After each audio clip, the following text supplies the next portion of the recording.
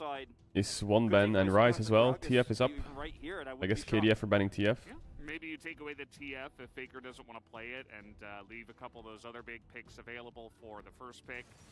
They are going to ban LeBlanc. Oh yeah, Fates LeBlanc. I like that ban. Something that was perma-banned by DRX. I like Fates LeBlanc ban. After his recent performance against DRX in the best 3 before playoffs. Yeah. And definitely Surely you ban TF now, right? Or Jace. At the moment.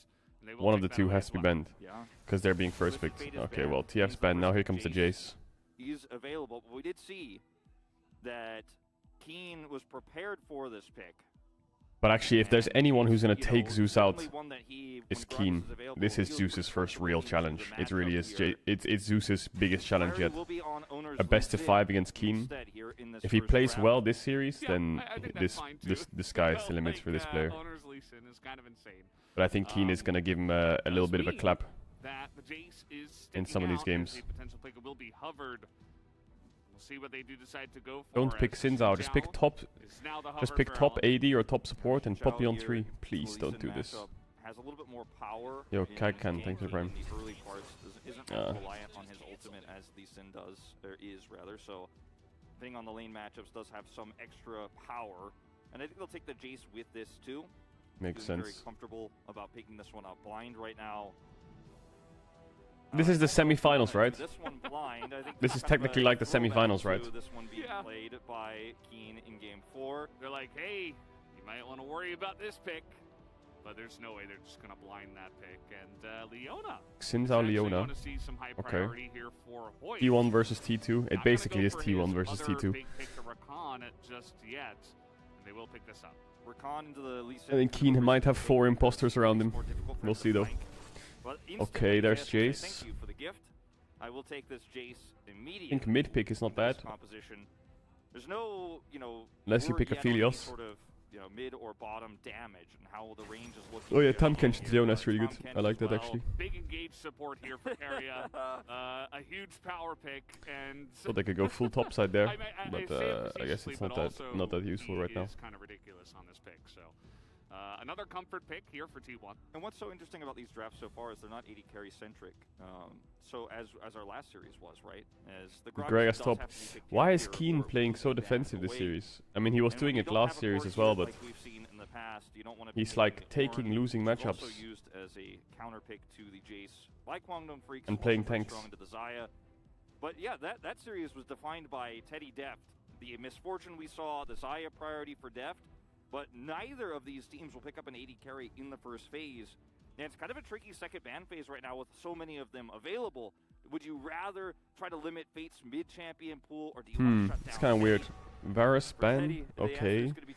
I feel like Kai'Sa ban is not bad for KDF, or... Yeah, I mean, if they play Jace Kai'Sa, this comp is really annoying. They have a whole heaping amount. They have so much fucking poke. And on the side of T1, they have the poke. They have a lot of disengage with Lee Sin kick. That Tom Kench obviously for Devour. I think that Kwangdong Freaks might be thinking about maybe Kai'Sa potentially. Don't know if you really want to blind pick that, but Faker has done it before.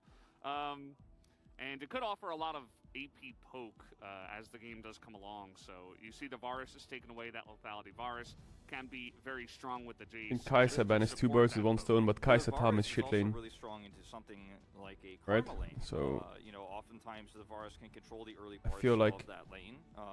if you ban Kai'Sa, you could just go Aphelios or Xayah. Oh, they're going Xayah. They're going Xayah on 4. We are picking Xayah. Yeah. That's what they said. The focal point here for T1 becomes a little bit more complicated to divulge because you've taken away another strong pick for Fate here in this Vex. I guess Guma could just go Jinx worst case. Would you go Jinx Kai'Sa 4-5? Is it int? Why do they ban Aphelios? They know that MF ban means Xayah, but maybe they're banning Aphelios to make him, like, force him to go Xayah? Maybe they have an answer to Xayah and they really want him to pick it. Yo, Fang, thanks for the tier 1. Okay, so he doesn't take the bait, he's just gonna go Jinx. Does Guma take Xayah now? Yeah. Yeah, so no Xayah. Some of the counters. I think they were scared of Draven, no joke. No, they wouldn't play Draven Tam, would they? They were scared of something there. There doesn't make sense why they wouldn't go Xayah there. Jace and other poking champions As what are we going to choose here for Gumayusi? He's like, maybe Kog'Maw wants to pick. No, looks like he will be going for the Xayah himself. Damn, Kog'Maw would be sick. And Xayah, you know, normally a short-range carry. Maybe he's going Victor here, Faker, or he's going Kai'Sa. Oh my god, of course he's going Ahri. Faker, stop it. Stop it, stop it, stop it, stop playing Ahri, stop it. Stop it, you're infecting the West as well. Like, you're infecting everyone in the world to like convince them that Ahri is broken. Faker has successfully baited everyone to pick Ahri and Kai'Sa mid. He's baited everyone to do it. But the Victor pick I like a lot more, and this is what I was going to mention before. He might be good at Ahri, but this champ, I'm telling you, it is an absolute bait, this champ. He's like trying to destroy everyone's meta around the world by picking these psycho champs, I'm convinced. And Xayah, yes, this Ahri champ is... It's like his most played next to LeBlanc, yeah. But if this is 12.5B, it's also nerfed again. Like... Their composition at first looked like maybe it was going to be more poke-oriented. Now it's about getting ahead early, getting that vision control... I'm gonna say it. I'm gonna say it. I'm gonna Giga Chat say it. I think KDF might win game 1. Yeah, I think KDF will win game 1. I think it'll be 3-1 to T1, but I think KDF will win this game. Yeah, very true, as the coaches will bow to each other, and we will get this game on the way. A big moment here, I think. If guys, you know I'm a T1 fan, you know it. But I do think this game they're gonna get a bit of a clap on the head. Now this could age terribly, and it could be that T1 win in record time. And that wouldn't surprise me when Fate has COVID. But where they're playing Ahri, Xayah, Tahm Kench, Lee. Like, these champs are falling off a cliff. Actually gets so ahead in the early part of things that they just win the 2v2 so hard that the lights go out. What the fuck is going on? Alright, a little bit of struggle here, guys. A little bit of a stumble. Reno as we get into this game. Looks like one of our camera setups crashed, so we're back in now. Don't worry, guys. Look at all the jerseys, though. It's so cool. As, okay, we're in. Yeah, okay, looks like we finally got there. Game number 1 of the first semi-final. Of course, officially. Yeah, I feel like these champs are just falling off a cliff.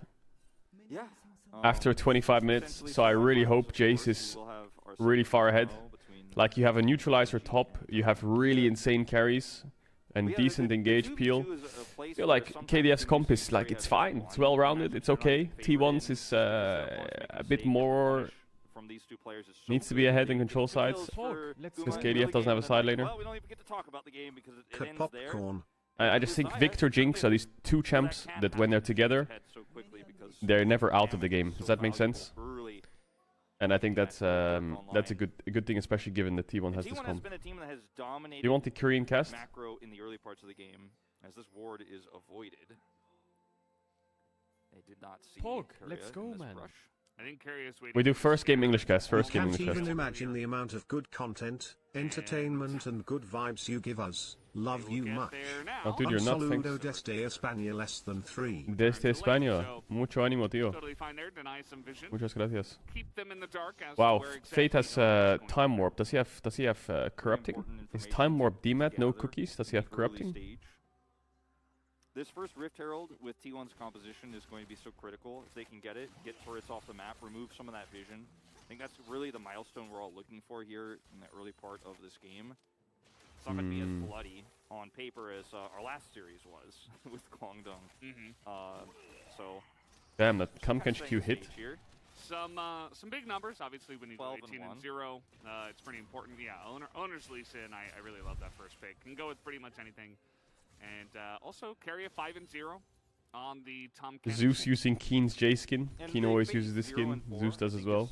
In part due to Fate holding on to this pick as it fell out of favor in compositions that didn't really utilize it very well. But we will also, have to remind everyone that Fate has been more successful on assassin picks than control mages this season.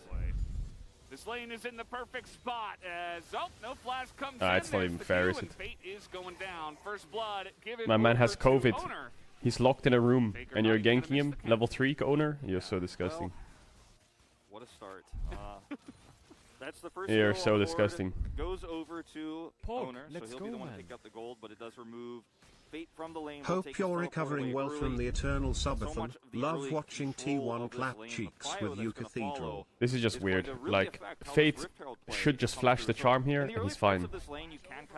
Because he levels up. Here, he can just flash the charm, and he's fine. I don't really understand what he's doing. It's very weird that he doesn't flash the charm.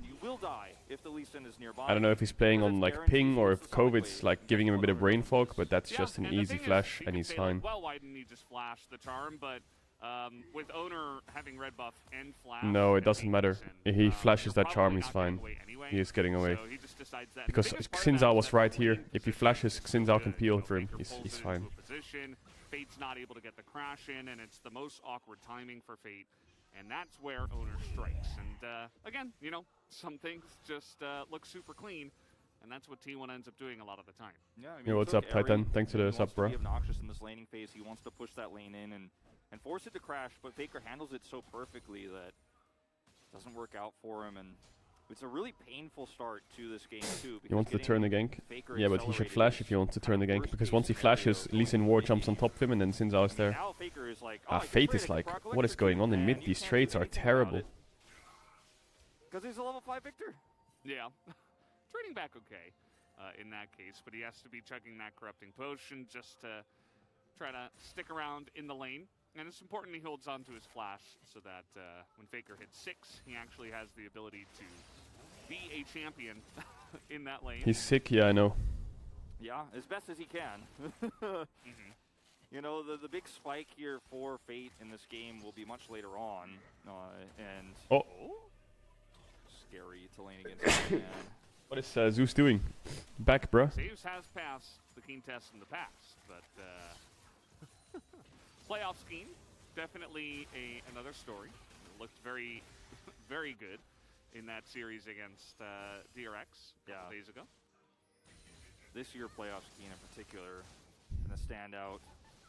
Keen's Gragas play in that don't freeze it, you can't. Phenomenal in his third game as well. Where okay, thank you. He picked up POG. It was just actually crazy. We saw some of those highlights in our points of the match video. As the Rift Herald is still 2 minutes away, but the Merc trades first item, Victor. State here for Faker is so incredible. That hurts, doesn't it? That he's gonna have against Ahri, they have no CC at all. It's just Ahri charm. That's the only thing Merc trades is doing good against right now. I feel like Lucidity is just really powerful in that champ. And a team that's obsessed with getting first turret blood, getting that early goal. Terrible to have Mercs versus Jace, Lee Sin, Xayah. And these are things that are going to make those boots are going to be really useless. Oh, it's a solo kill. He has to flash the E. Arms as he's waiting for him. Or wait, Jace. Coming up from Zeus as Elam is trying to run this down, but Owner in position to save him. Damn, that damage from Jace was nuts on the turn. To get out of that one.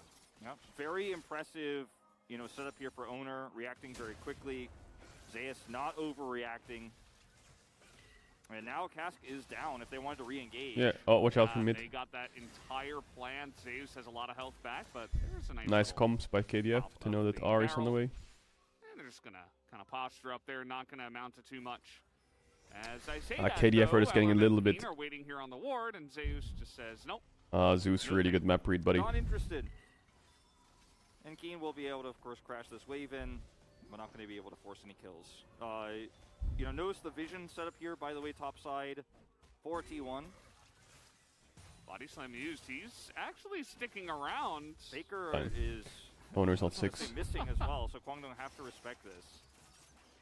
If Owner was 6, maybe it was rough. That when you have Cryo as Ahri that are so terrifying in the early game. Zeus is smart boy. She doesn't in most matchups, but if she's ahead, she can actually impact the game at level 6 to an insane degree.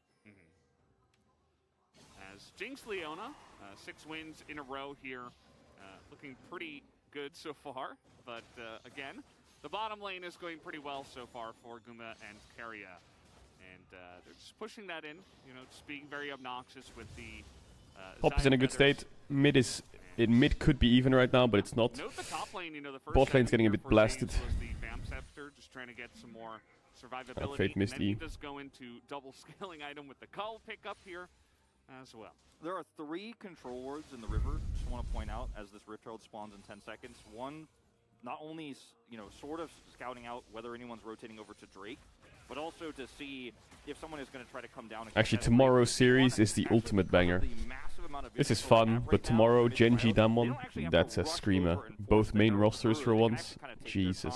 Crash this wave in, catch Keen backing, and then come over a little bit more slowly and take this out. This should be a 3-0 T1.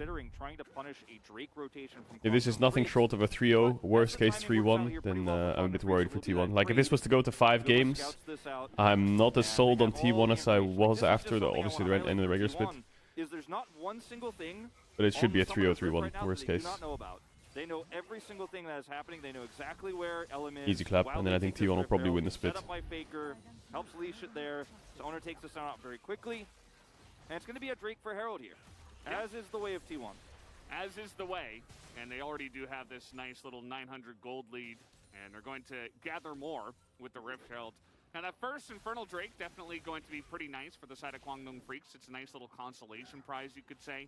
A lot of teams, they would just run up as 5 to the Rift Herald and then lose a fight to T1 and just get wiped, and then the game would accelerate even faster. But I like that. Teddy stays bot.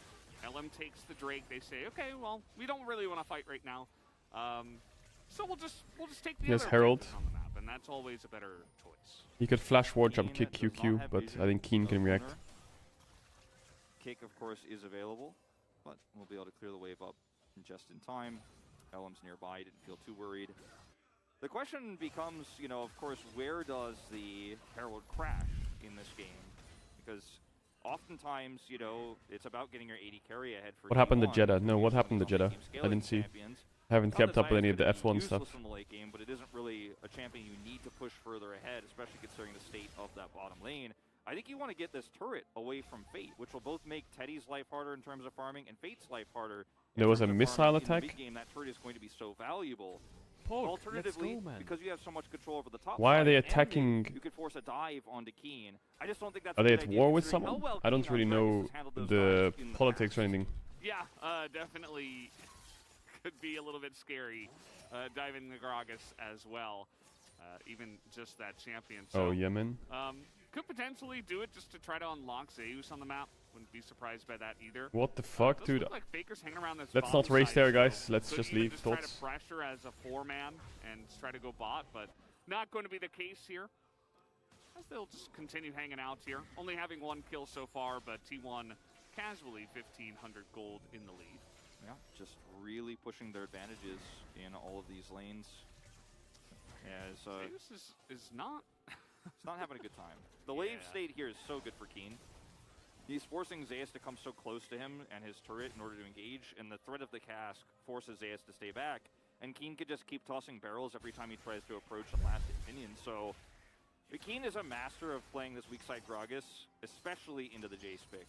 Which is why I was saying in the draft, like, we might even see it in first rotation. Some drivers don't want to race. If they want to pick up the Jace early, because I'm not surprised. I would leave. Matchup. He's so good at playing weak side, and that's why they haven't been able to make that Herald play on the top side of the map. That's very true. I mean, he's holding the wave right in front of his turret as well, and it's just so obnoxious. Why are they not allowed to leave? Because the Gragas has so many abilities to just engage onto you, so you never really feel safe, even if you have that range advantage. As this is going to be dropped bot. This is this 4-man rotation down bot I was talking about. They should be able to take out this turret, as it is 4v3 at the moment. Fate stuck just farming under the mid turret, so a lot of those plates going down into the arms of Owner and Guma. They will also pick up a lot of vision around the bottom river, as well as Saudis are threatening them. That you can see that Kwangdong Freaks are taking very good care to slowly remove. Not doing it haphazardly at all, but will slowly push that away. So much control of the bottom side of the map here. Keen once again looking for another. How fucking cringe is Saudi? What's going on? It's just playing this lane so well. Fate has, found himself in a position where he's only 100 gold behind, despite that early kill, which is very impressive. He's farming extremely well. He's laning well against the Ahri. Faker didn't get so far ahead that, he's just not able to play the game. Here's that blue buff I was talking about. They set up vision for. Please don't believe this chat. And this entire bot I mean, I haven't read anything on it yet. T1s, right? Like, there isn't really much that Kwangdong Freaks can do here, and I think it's part of the reason why The score currently is only 1-0. Anyway, Fate's build, like, I think KDF's already lost. Okay, KDF lost the game. I've just looked into the future. I've simulated the whole game. It's lost. I see this Victor item with Merc Treads, and, like, he's just griefing the game. Like, this guy will never do damage, ever, ever. Merc Treads Crown against... Like, Crown against Jace, this is popped instantly before a fight starts. Merc Treads against Jace, Lee Sin, Zaya, that's useful, yeah. Yeah, I don't know what the fuck's going on in these item builds. This kind of a gold lead is exactly what T1 are famous for. They don't need to dominate you and get 5 kills in the early game to get ahead. However, absolutely doomed. The champions they have leads on in this game right now is not really where they would want it to be necessarily. The Zaya, who isn't getting power in team fights that aren't happening just yet. The Jace, who doesn't really have as big of a lead as he'd like to have here in a lot of matchups. Let's go, man. Which means that Quantum Freaks can actually Yo, Swift, thanks for the 2 months. Massive lead and come up big with the Victor Copium. scaling later on. It's not unrecoverable by any means. Thoughts on Ionian versus Sorks on Ahri? I think you should go Sorks on Ahri if you go Ludens, like full burst, like Ludens Shadow Flame, but you should go Lucidity if you go Everfrost because it's more of a CDR build. Same thing goes for LeBlanc. I think you can play CDR boots Everfrost LeBlanc as well. We just haven't seen a very assassin-based meta until Ahri appeared, right? It is going to be very great against Shock Blast damage as well coming through for Fate. And the name of the game is not really to have that extra Ludens damage or Leandri's to burn through tanks with the composition T1 is running. He actually just wants to make sure he could survive long enough to win that longer fight, which is exactly what Quantum Freaks I do think KDF's draft is a little bit better, but I mean T1 is just outclassing them everywhere, and Fate is just... But the Victor item choice here I do love quite a bit. He's playing Ultimate Bravery. To try to get out of there. There are a couple of ways for T1 to try to poke it down, but it's not going to be super easy, especially with that front line that Quantum Freaks do have to block Shock Blast and stuff like that. Okay, little engage here in the mid lane, but not really going to find Caster's praising Victor's build. Yeah, it's not. You don't praise that build. Look, it's gone. He has no crown now. That's it. Now what? Now what? He has no damage. He has no shield. He has no armor. Like, and just back away. Faker over the wall. He's very proactive there. A huge Shock Blast into Keen as well, and there's the root as over the wall goes Keria griefing. Maybe a little bit overzealous there. Yeah, I think that was definitely a little bit overzealous from Keria. What is Keria doing? Attempt here from Faker, but the charm target he gets isn't the one that you're going to be able to blow up very quickly with a follow-up engage like this. And a lot of damage onto Teddy. I see the idea. I can see why it's so tempting to actually follow up and try to force this fight and take a more massive lead, but it has the opposite effect. In fact, let's go, man. Your volley, thanks for it too. We'll shore up some of that gold deficit here with a traded kill back to that very important late game Jinx. Teddy going to be picking that one up. So Quantum Freaks very happy with this exchange as Fate does not have his crown back up yet, and somebody's lurking. He doesn't know. He's safe enough. Yeah, Owner was here, and I love the zoom-ins from Jonah Strong. Thank you. Are you allowed to watch the Korean stream? Yeah, we are. We're gonna watch the Korean stream next game. Once again, I mean, Faker's just looking for Faker missed the charm. It hit Gragas, so Keen can just E out. And then Adam flashes out and has Q3, so Keria can't flash back out of the wall. Don't go that deep. It was nice attempt. I think if the charm actually hits Ellen, you feel really good about this exchange. You can probably blow him up, get the kill, and then get out. But hits the Gragas, so Keen is like, totally fine with this. Yeah, and I want to draw attention as well to Keria's item builds. He's going Randuin's here, and this has been kind of a new thing that we've been seeing in other regions as well. A lot of supports going first item Randuin's. It's kind of been met with a lot of raised eyebrows. I'm not really sure about it myself, how much I like it. Obviously, it's more individually focused compared to something like a Lock of the Iron Solari. But it's going to make Keria actually a really tanky engage champion here on the Tom Kench. They might have the TP top soon. A lot of trading back and forth here. Or just run top ASAP. For this, he's going to force out the Feather Storm. The Tom Kench in this draft, hold that thought, Keen. Like Owner is griefing as well, or Keria just saved him. What is going on, man? The role of the Tom Kench is so interesting in this draft, where Keria once again is just a god tier hero and will stop his teammates from feeding, but but not himself. Yeah. Only his team. This Ahri is slowly falling behind. But you've committed so heavily now as T1 because you wanted to get a bigger advantage than just the mid turret with your second Herald. So Fate actually trades a turret, gets free farm here on the side. But going back to the Tom Kench pick, it's really interesting because at the beginning of the draft, it looked like, oh, okay, like a little bit more survivability for Zeus, you know, somewhat of an engaged champion. We didn't know the direction of the draft just yet. We didn't know if we were going to get the Ahri, but that was clearly going to be the idea. That was the general concept of the draft. We saw the Vex ban come through. And T1 is bored. He's kind of tied between two roles. He's both supportive, but Guma is super strong now. On the initiation side to follow up Teddy needs RFC ASAP. So Owner can go in and they can actually get those secured kills. Because as we've mentioned many times, in longer fights, you don't win those, especially if Teddy blows up the front line. So I like the Randuins in that regard because it makes it safer for him to save people who are going and looking for picks like Faker even. But also he survives a little bit longer so Jinx doesn't get excited. And then the fight gets won by Kwangdong Freaks in that war of attrition that you do lose in the longer parts. So it's quite they're TPing top for tempo or what? Do it again, he might have chosen a different support looking at the draft at the end of it. Okay. But, you know, now he has to flex it around. I'm a bit confused. Care about dragons. Like, I feel like this tower was dead anyway. They're like, okay, 5-man, we're gonna go in, we're gonna take this Ocean Drake, but as it stands, I mean, you're 3 Drakes away. This tower is dead anyway. So now they have to dive top. Teleports top, which, you know, is very interesting. It's a big commitment. Where's your crown at, bro? Just to continue getting more. Now they have to dive top. Ahead here in gold, and they will absolutely because it's 2v1 here. They're trying to get on top of Fate. Nice the crown flash. is down. Do they have He's the fine. damage though? Keen comes in with his Faker own is teleport. really split. As now they're going to engage on a Hoyt, who does have to flash away, and Faker is He's teleporting gonna away. cancel. Keen is just going to throw a big old barrel on top of him, and down he will T1 are making some very weird plays right now. I don't know what T1 is doing this game. They still have a massive lead. They still have removed so many structures. But remember, every kill you give over to these carries on the T1 are side of playing a bit will add up, especially over Forsey. Does that make sense? It's not a Drake lead for T1 in this game either. And with that pick they're gonna get the top tier 2 at least, which is really big. They're still really fine. Kwangdong Freaks are poised to now take a second one here. And it's Ocean Soul, which is going to be a massive value into this Jace pick if Kwangdong Freaks can actually secure it. Owner, they will block him out. No Sonic Wave onto this dragon for you. Kwangdong Freaks, 2 Drake advantage right now, or 1 Drake, but 2 I mean, T1 are playing the map the way they should, kind of. They need to play over sides because their Jace is ahead, and it's working a little bit. This is what playing over sides looks like. But they look a bit dizzy. Like, this is an overforce like hell. They don't even have mid-push to tier 2, so it's not like anyone can help him. The rest of his team is rotating over. All he has to do is stop this teleport for cast, so teleport is also wasted here for Faker.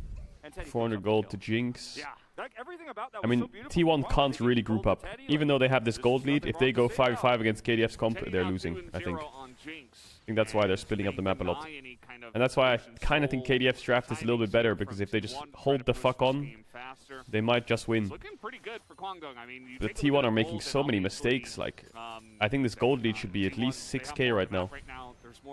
With 4 towers to 1. But yeah, they made a couple mistakes. In this composition for Kwangdong it's mighty. It is scary. It is a Kraken Slayer Jinx with 2 kills, 2 items already. And Shadow Flame on the... Is Faker going Rabbit on second? Yeah, he is. Correct choice here is that this Baron start feels terrible. I was about to talk about how great their vision is. There's 1 hole here. They do spot out the Baron. T1. What is T1 doing? Point control, and they've got an Ahri. They do have okay turn. This doesn't work in any universe. Not the best, and this is incredibly early as a huge Solar Flare does come in onto 2. Keena's going to be kited back. In goes Faker, and he nice Faker. Out and gets out again. How squishy is that Gragas? What the fuck? Nice. And now it's 5v4. Also, Faker Keen greased his combo. He's looking for another charm. This time will not land. Keen being down here is pretty massive because it means that Kwangdong Freaks just will not be able to turn without him. Their composition is not powerful enough just yet to win a scrappy fight like this. Fate. He's playing with fire here as the engage comes in. Oh, Keria, nice knock. And down will go Fate. Yeah, Fate is griefing a bit there. Kwangdong gets baited into the fight here. Huge Feather Storm just blows up the Sun Jiao. And that is going to be a couple more kills in the T1's pocket. Kind of griefing there. Kwangdong Freaks had such an opportunity. Nice crown. Here. Did a lot there. That pick goes down to just walk away. Did a lot there. Good crown. Big fan. Let's get out of here. You know, the follow-up engage from Faker was fantastic, but also part of this is on Fate because he's I mean, yeah, Keria saves Faker here. A bit of a disconnect actually. An owner flashes out, now Keen has nothing. Nice route by Guma. And then he has no MR. Splitting them in the choke, but actually is kind of an awkward, disjointed engage there with the Solar Flare. Fate dodges the charm, but his positioning here is so greedy after they've warded T1 off that with Faker's additional charge, he comes in, they try to grab a charm, still pick him off there with a follow-up from Keria. And there's just so much pick potential on T1's comp that take your wins where you have them. Remember, this is a scary Ari's pretty strong now. Gold on the map for Kwangdong to pick up later if they can win a team fight. But this is not the fight to take. This is not the stand to make. When they walked out of that choke point, Kwangdong should have hightailed it out of there. Yep. Definitely agree, especially right after Keen went down. I think Teddy has to carry this game. And with the Victor in front of a Leona, that's not the way you want to go for it. And T1, they are. Wow, T1 just forced Nash again. They say, no, we're going to take it. They keep forcing Nash. We don't care about what you have.